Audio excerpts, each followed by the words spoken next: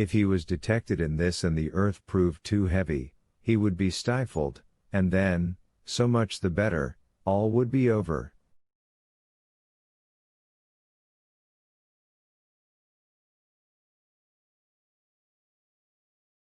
Dantes had not eaten since the preceding evening, but he had not thought of hunger, nor did he think of it now.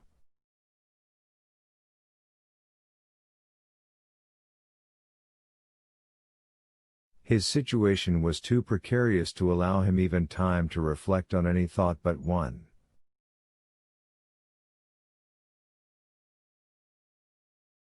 The first risk that Dantes ran was, that the jailer, when he brought him his supper at 7 o'clock, might perceive the change that had been made, fortunately, 20 times at least, from misanthropy or fatigue. Dantes had received his jailer in bed, and then the man placed his bread and soup on the table, and went away without saying a word.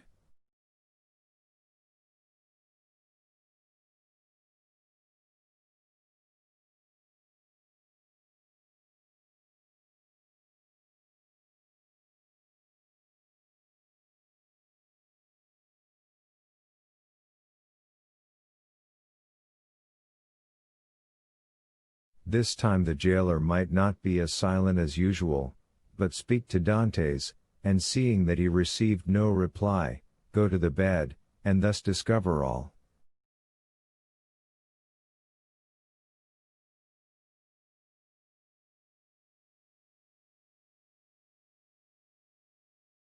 When 7 o'clock came, Dantes' agony really began. His hand placed upon his heart was unable to redress its throbbings, while, with the other he wiped the perspiration from his temples.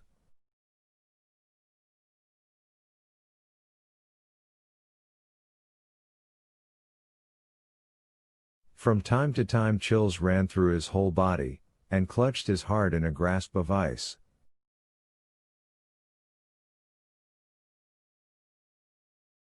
Then he thought he was going to die. Yet the hours passed on without any unusual disturbance, and Dantes knew that he had escaped the first peril.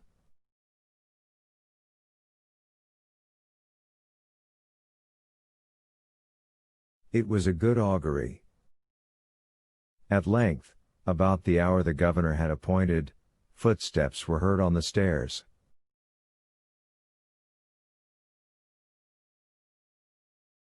Edmund felt that the moment had arrived, summoned up all his courage, held his breath, and would have been happy if at the same time he could have repressed the throbbing of his veins.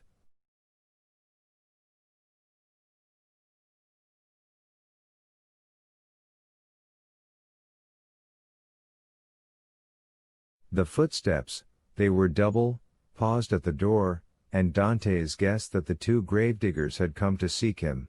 This idea was soon converted into certainty, when he heard the noise they made in putting down the hand bier.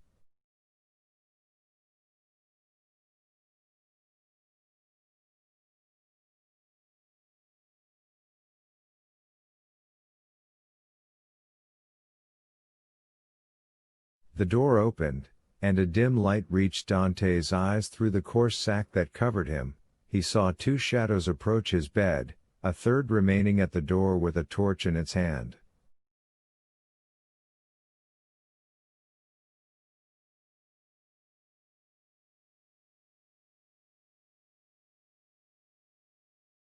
The two men, approaching the ends of the bed, took the sack by its extremities.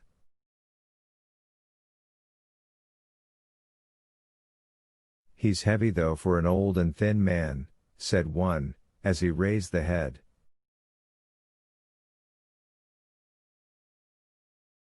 "They say every year adds half a pound to the weight of the bones," said another, lifting the feet.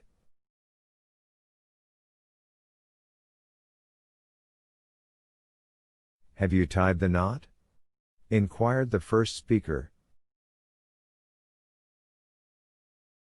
"What would be the use of carrying so much more weight?" was the reply. "I can do that when we get there."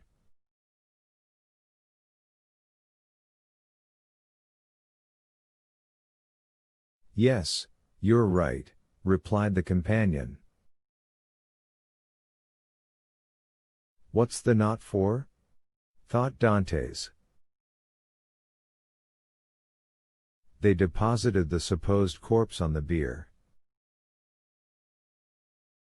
Edmund stiffened himself in order to play the part of a dead man, and then the party, lighted by the man with the torch, who went first, ascended the stairs.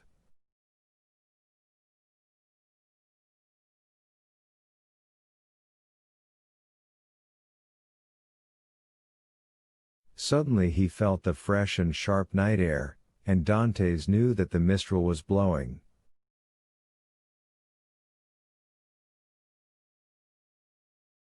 It was a sensation in which pleasure and pain were strangely mingled. The bearers went on for 20 paces, then stopped, putting the bier down on the ground.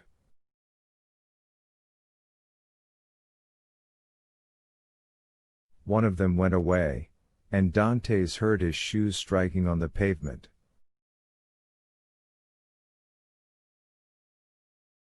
Where am I? He asked himself.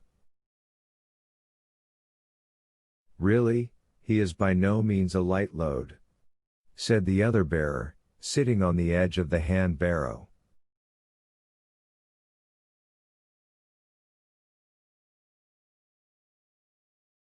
Dante's first impulse was to escape, but fortunately he did not attempt it.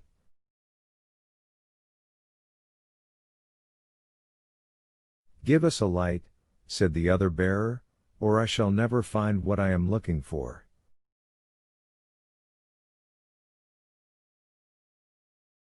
The man with the torch complied, although not asked in the most polite terms. What can he be looking for? Thought Edmund. The spade, perhaps.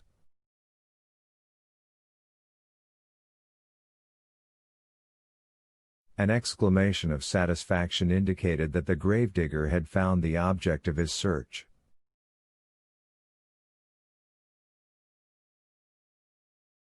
Here it is at last, he said, not without some trouble though. Yes, was the answer, but it has lost nothing by waiting. As he said this, the man came towards Edmund, who heard a heavy metallic substance laid down beside him, and at the same moment a cord was fastened round his feet with sudden and painful violence.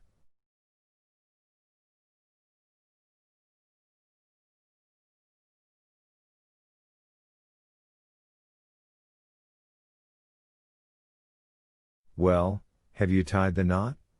Inquired the gravedigger, who was looking on.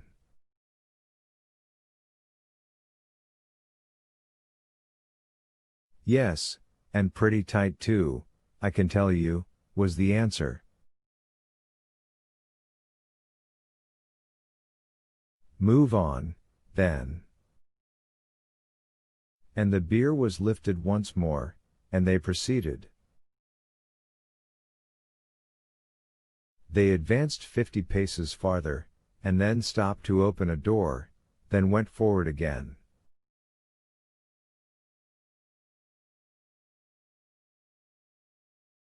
The noise of the waves dashing against the rocks on which the chateau is built, reached Dante's ear distinctly as they went forward.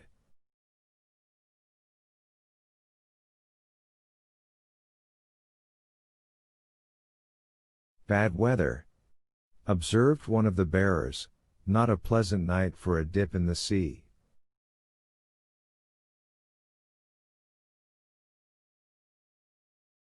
Why, yes, the Abbé runs a chance of being wet, said the other, and then there was a burst of brutal laughter.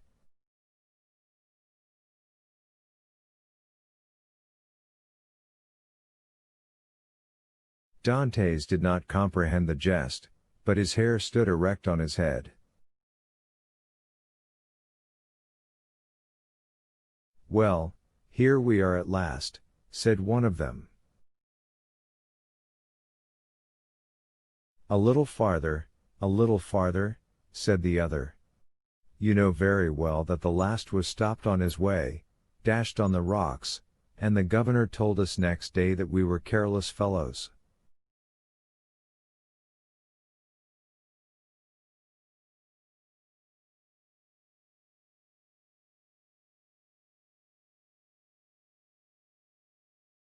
They ascended 5 or 6 more steps, and then Dantes felt that they took him, one by the head and the other by the heels, and swung him to and fro.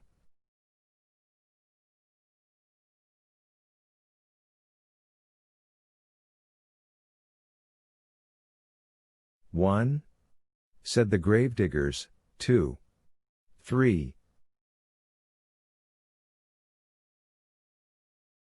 And at the same instant Dantes felt himself flung into the air like a wounded bird, falling, with a rapidity that made his blood curdle.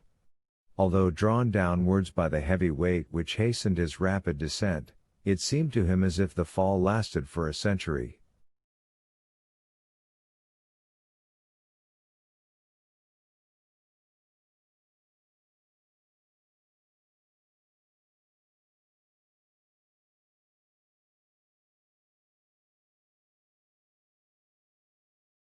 At last, with a horrible splash, he darted like an arrow into the ice-cold water, and as he did so he uttered a shrill cry, stifled in a moment by his immersion beneath the waves.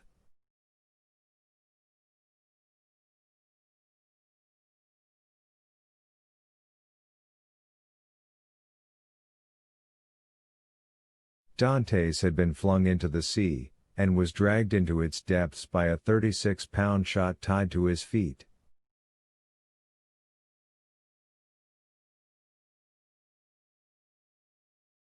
The sea is the cemetery of the Château d'If.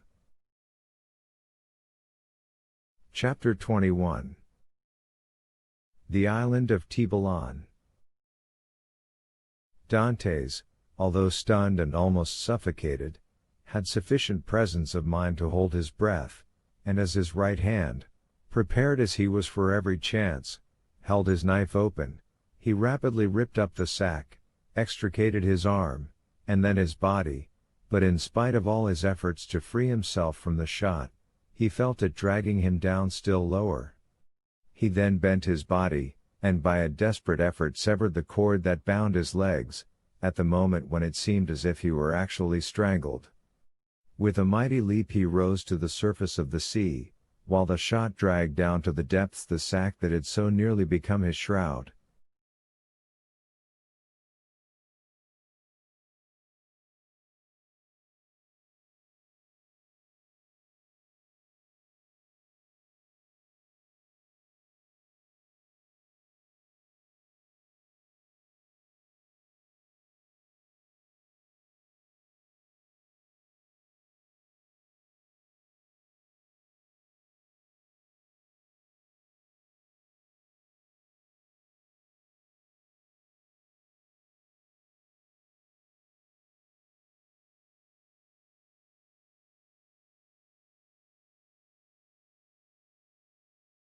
Dantes waited only to get breath, and then dived, in order to avoid being seen.